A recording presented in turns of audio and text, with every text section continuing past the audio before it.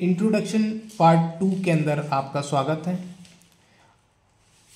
इस पार्ट के अंदर मैं आपको बताऊंगा कि किस किस कैटेगरी के लोगों के लिए क्या क्या रिजर्वेशन इन स्कीम्स के अंदर, क्या श्रेणीवार आप किस किस श्रेणी में अप्लाई कर सकेंगे, किस किस परसेंटेज में कितने प्लॉट्स डिवाइड किए गए हैं।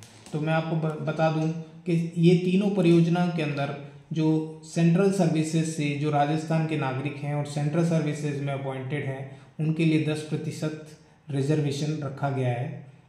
शेड्यूल ट्राइब के लिए 6.43% रिजर्वेशन रखा गया है और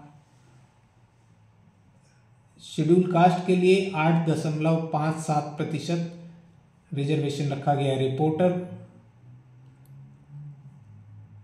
के लिए 2%, ट्रांसजेंडर के लिए 2%, आर्मी रिटायर्ड पर्सनल्स जिसके अंदर उनकी पत्नी, उनका डिपेंडेंट बच्चे भी शामिल हैं, वो चाहें तो अपने डिपेंडेंट बच्चे के नाम से या चाहें तो अपनी पत्नी के नाम से भी आवेदन कर सकते हैं, उनके लिए 10% रिजर्वेशन रखा गया है। अनरिजर्व कैटेगरी में 61 प्लॉट हैं, यानी कि इन तीनों परियोजनाओं के अंदर जो प्लॉट की कैटेगरी हैं उन प्लॉट के अंदर, जैसे अटल बिहार के अंदर 284 प्लॉट हैं, उनमें से 61% अनरिजर्व कैटेगरी के हैं।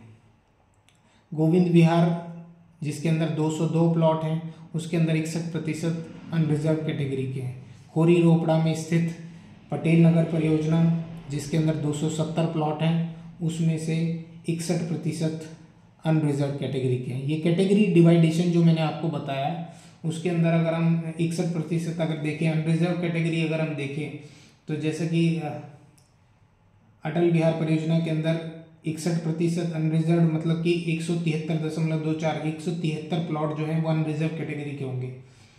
जहां खोरी रोपड़ा जिसके अंदर गोविंद विहार जो परियोजना है खोरी रोपड़ा के अंदर, उसके अंदर जो 202 प्लॉट है, मतलब 123 प्लॉट उसमें अनरिजर्व कैटेगरी के हैं। 270 भूखंड पटेल नगर के अंदर है जिसमें से 164.7 यानी कि आप 165 मान सकते हैं, 165 भूखंड जो है वो अनरिजर्व कैटेगरी के अंदर रहेंगे। आपको जब आप इसमें पार्टिसिपेट करेंगे तो इस स्कीम में पार्टिसिपेट करने पर अगर आपके नाम पर ये लॉटरी निकल जाती है तो फिर आपको 30 दिन का टाइम दिया जाएगा। डिमांड नोट जारी करने पर 30 दिन के अंदर आपको जो नजराना का अमाउंट है, जो नजराना 15% नॉर्मली होता है जेडीए की किसी भी प्रॉपर्टी के लिए, वो आपको जमा कराना होगा। 120 दिन तक अगर ऐसा नहीं करते हैं आप, वो जमा नहीं कराते हैं अपने दस्तावेजों के साथ में, पूरी फॉर्मेलिटीज़ नहीं करते हैं और वो नजराने का अमाउंट जमा नहीं करवाते हैं तो आपका वो अलॉटमेंट रद्द हो जाएगा। आप इसके साथ बाध्य रहेंगे 10 साल तक आप इस प्रॉपर्टी को बेच नहीं सकते हैं। कब्जा जो है वो आपका अलॉटमेंट होने पर जेईएन 15 दिन के अंदर, कब्जा पत्र जारी होने के 15 दिन में आपको वो प्रॉपर्टी की एक्चुअल पोजीशन आपको ऑन साइट पे प्रोवाइड करवाएगा। अगर आप इन केस वो 10 साल तक जो आप बाध्य हैं जिसमें आप बेच नहीं सकते, बेचान नहीं कर सकते, फिर भी किसी रीज़न से अगर बेचान होता है, वैलिड रीज़न से अगर कोई बेचान करना पड़ता है, तो उस कंडीशन में 0 से 5 वर्ष तक अगर आप करेंगे तो 10% पेनल्टी चार्ज लगेगा और 5 से 10 साल के अंदर अगर आप करते हैं तो 5% पेनल्टी चार्ज लगेगा। अब इसमें जो इकोनॉमिकली वीकर सेक्शन है EWS, इसमें आप जो कैटेगरी मैंने आपको बताई इसके अंदर जो प्लॉट्स निकाले हुए हैं वो इकोनॉमिकली वीकर सेक्शन के लिए, लो इनकम ग्रुप के लिए, mid income group A category, mid income group B category और हाई इनकम ग्रुप कैटेगरी के लिए प्लॉट्स इसके अंदर डिवाइडेड हैं। हर स्कीम के अंदर जो प्लॉट्स आपको दे रखे हैं उन प्लॉट्स से ज़्यादा प्लॉट्स वहाँ पर हैं, लेकिन जो इस आवास योजना में लॉटरी के द्वारा निकाले जाएंगे उनकी संख्या अलग रहेगी।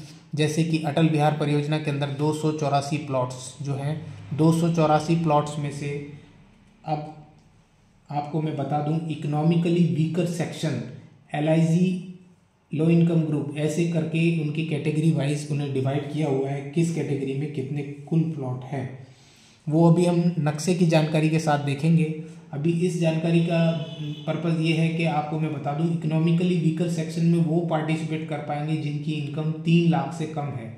लो इनकम ग्रुप के अंदर वो लोग पार्टिसिपेट कर पाएंगे जिनकी वार्षिक आय, इसमें ITR जो है 2023-24 की काउंट होगी, तो 2023-24 के साथ में ही आपको ये मैच करना है कि आप किस कैटेगरी के अंदर आ रहे हैं। लो इनकम ग्रुप के अंदर 3 से 6 लाख जिनकी इनकम है, 3 लाख से 6 लाख के ब्रैकेट के बीच में जिनकी इनकम है वार्षिक इनकम, वो LIG कैटेगरी में ही अप्लाई कर पाएंगे। Mid income group A category में वो लोग अप्लाई कर पाएंगे, उन प्लॉट्स के लिए अप्लाई कर पाएंगे जिनकी आय, सकल वार्षिक आय 6 लाख से 12 लाख के बीच में है। Mid income group B category में वो लोग अप्लाई कर पाएंगे, वो लोग उन प्लॉट्स के लिए अप्लाई कर पाएंगे जिनकी आय 12 से 18 लाख रुपए वार्षिक सकल वार्षिक आय है। जिनकी आय 18 से 20 लाख के बीच में है, सकल वार्षिक आय 18 से 20 लाख के बीच में है, वो हाई इनकम ग्रुप कैटेगरी के अंदर अप्लाई कर पाएंगे। 20 लाख से अधिक आय वार्षिक आय वाले लोग इसके अंदर अप्लाई नहीं कर पाएंगे। जो गवर्नमेंट एम्प्लॉय होंगे उनको एक सर्टिफिकेट अपने डिपार्टमेंट हेड से बना करके देना होगा। जो डिसेबल्ड हैं उनके लिए गवर्नमेंट डॉक्टर से डिसेबिलिटी विकलांगता सर्टिफिकेट उनके गवर्नमेंट डॉक्टर के द्वारा ही बनाया हुआ ही एक्सेप्टेबल होगा। सेंट्रल और स्टेट गवर्नमेंट के जो रिपोर्टर कार्ड हैं जिनके इशू किए हुए राज्य सरकार के द्वारा या सेंट्रल गवर्नमेंट के द्वारा, वो रिपोर्टर कैटेगरी में अप्लाई कर पाएंगे।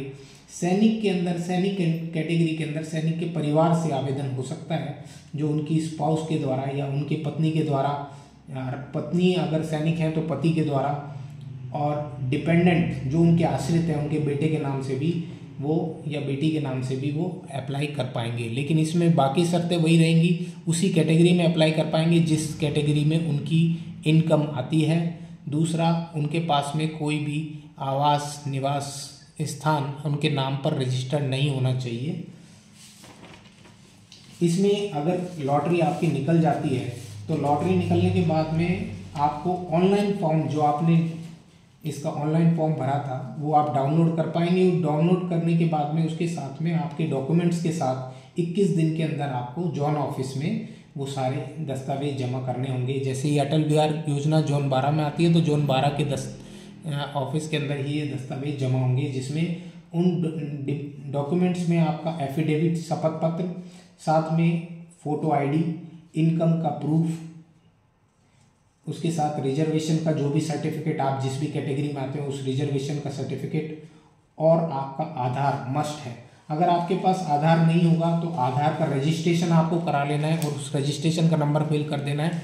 बाद में आपका जब आधार आ जाएगा तो फिर वो आधार के साथ आपको फॉर्म के अंदर अपडेट करना रहेगा। जॉइंट नेम पर आपको फार्म नहीं भरना है। 2 लोगों का एक साथ नाम से अगर आप फार्म भरेंगे तो वो फार्म आपका रिजेक्ट हो जाएगा। कोई भी 18 साल से कम आयु का व्यक्ति अगर इसमें फार्म भरता है तो वो फार्म रिजेक्ट हो जाएगा। 5 साल के अंदर इसके अंदर आपको मकान बनाना आवश्यक है। अब इसके पॉइंट नंबर 6.5 के अंदर जो बुकलेट है उसमें डिटेल दी हुई है कि 120 दिन में आपको नजराना राशि जमा अगर आप नहीं करवाते हैं तो आपका वो आवंटन निरस्त हो जाएगा। मैक्सिमम 120 डेज, जिसमें आपका 30 दिन तक कोई भी चार्ज एक्स्ट्रा नहीं लगेगा। 30 दिन के बाद अगले 90 दिन तक आपका 9% ब्याज के साथ में आपको आवंटन राशि जमा करानी होगी। अगर आप नहीं करवाएंगे तो वो आपका आवंटन 120 दिन के बाद स्वतः निरस्त कर दिया जाएगा। अब अगले पार्ट में हम बाकी की डिटेल्स आपको प्लॉट वाइज, सेक्शन वाइज देंगे। धन्यवाद।